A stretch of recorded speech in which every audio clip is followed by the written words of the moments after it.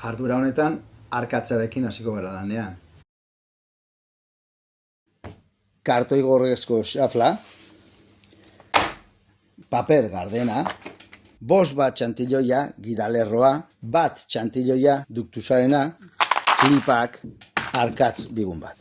Jarri ezazu beti aurrean duktusaren txantilloia. Duktusa, hau da, letra bakoitza egiteko trazuen ordena zein den, gidalerroa azpian duzula, jarri ezazu bere gainean paper garden bat. 2 klipekin eutsi.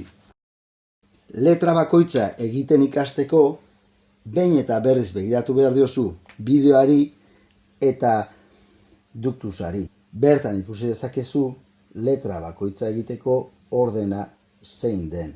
0 bat txantilloi hau eranskinetan aurkitu dezakezue. Zergatik daude letrak era honetan taldekatuta? A, Q, D eta G taldea beraiek zer dute hemen komunean? A egiterakoan sortzen den petalo antzeko forma hau. B eta Pek haren petaloa eskuinerantz biratuta dute. O, C eta E biribila dira. I, J, L makilak simple batzu dira.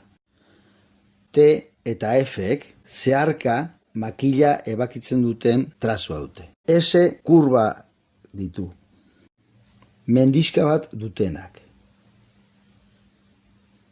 U mendixka hori alderantziz eta igerrekoa ere bai. Trazu zailarrak dituztenak K, V, V bikoitza, isa eta Z.